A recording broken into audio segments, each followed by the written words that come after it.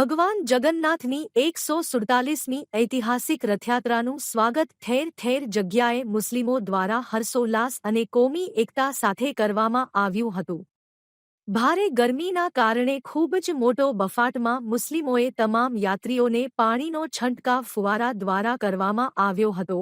દરિયાપુર, લીમડી ચોક વિસ્તારના કોમી એકતાના આગેવાનો રફીક નગરી, અઝીઝ ગાંધી, ઇકબાલભાઈ શેખ, એડવોકેટ હસનલાલા, ઇમ્તિયાઝ શેખ, કાઉન્સિલર મકબૂલ અંસારી, વાહિદ ખાન વગેરે આગેવાનોએ રથયાત્રામાં આવેલ મહંત દિલીપ દાસજી મહારાજનું તિરંગા પાઘડી પહેરાવી અને સાલ ઓઢાડીને સ્વાગત કર્યું. તેમજ કોમી એકતાની શાંતિ માટે કબૂતરો ઉડાડવામાં આવ્યા હતા અને એક મિસાલ કાયમ કરી.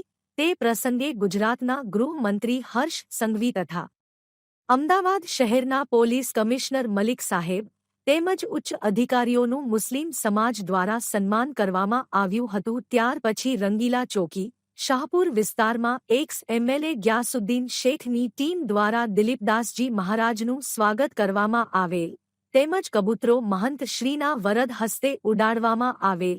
મોટી સંખ્યામાં રથયાત્રાના તમામ ભક્તોને રથયાત્રીના માર્ગ ઉપર ખૂબ જ મોટી સંખ્યામાં પોલીસ બંદોબસ્ત એનાયત કરવામાં આવેલ. આજે રથયાત્રામાં ખાસ કરીને નાસિક ઢોલના તાલથી અમદાવાદ શહેર ગુંજી ઉઠ્યો હતો. રથયાત્રા દરિયાપુર લીમડી ચોક પહોંચતા દરિયાપુરના મુસ્લિમ અગ્રણીઓ ઇકબાલ શેખ, એડવોકેટ રફીકભાઈ નગરીવાળા, મકબૂલ અંસારી, સલીમ મિર્ઝા, અમાનુલ્લા ખાન, મુસ્તાકભાઈ અનુભાઈ ગોકુલવાલા, અબ્દુલ વાહિદ ખાન, મુન્નાભાઈ વગેરે દરિયાપુરના કાઉન્સિલર નીરવ બક્ષીની ટીમ સાથે રથયાત્રાના માર્ગ ઉપર વ્યવસ્થા ગોઠવી હતી.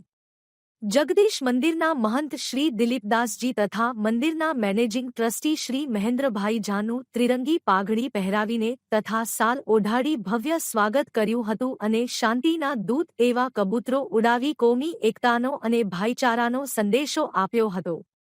તૌફિક રાજા સાઉન્ડવાળા રાજાભાઈએ પ્રેમ દરવાજાથી લઈને દિલ્હી ચકલા સુધી સાઉન્ડની સગવડ આપી હતી. રથયાત્રા દરમિયાન પોલીસ બંદોબસ્ત માટે ખાસ પધારેલા ગૃહમંત્રી હર્ષ સંઘવીનું સાલ ઓઢાડી સ્વાગત કર્યું હતું. અમદાવાદ શહેરના પોલીસ કમિશનર શ્રી મલિક સાહેબનું સાલ ઓઢાડીને સ્વાગત કર્યું હતું. દરિયાપુરના તમામ મુસ્લિમ કાર્યકરોએ પોલીસ પ્રશાસન અને રથયાત્રાના આયોજકો સાથે ખડે પગે રહી સખત મહેનત કરી રથયાત્રાને ઉત્સાહપૂર્વક અને ઉલ્લાસભેર નિર્વિઘ્ન પાર પાડી હતી. સરસપુર અમદુપુરા પરબ પર રથયાત્રા 2024 આજે શ્રી જગન્નાથની નગરચર્યામાં મસરાજી ઠાકોર, સંજયભાઈ, ચકાભાઈ, રફીકભાઈ મેમણ, શકીલ અહેમદ ઘાંચી મિત્રો સાથે કોમી એકતા જિંદાબાદ. સેન્ટ્રલ ઈદે મિલાદુન નબી કમિટીના પ્રમુખ અને કાઉન્સિલર તસ્લીમ આલમ બાબા સાહેબ તિરમીજી, કાઉન્સિલર ઇકબાલ શેખ, કાઉન્સિલર હાજીભાઈ મિર્ઝા તેમજ અમદાવાદ શહેરના મેયર પ્રતિભાબેન અને મ્યુનિસિપલ કોર્પોરેશન અને સેન્ટ્રલ ઈદે મિલાદુન નબી કમિટી તથા તાજિયા કમિટી દ્વારા રથયાત્રીઓનું સ્વાગત કર્યું હતું. તે વેળા સેન્ટ્રલ તાજિયા કમિટીના ચેરમેન પરવેજભાઈ મોમીન, નૂરભાઈ શેખની ટીમ દ્વારા પણ મોમેન્ટો આપી મહંત શ્રી દિલીપદાસજીનું સ્વાગત કરવામાં આવેલ. શાહપુર ખાતે આમ આદમી પાર્ટીના આગેવાનો રાજુબાબા ચિસ્તી, રાજુ મોમીન, ફરીદ શેખ વગેરે મુસ્લિમોએ મહંત શ્રીનું સ્વાગત કર્યું હતું.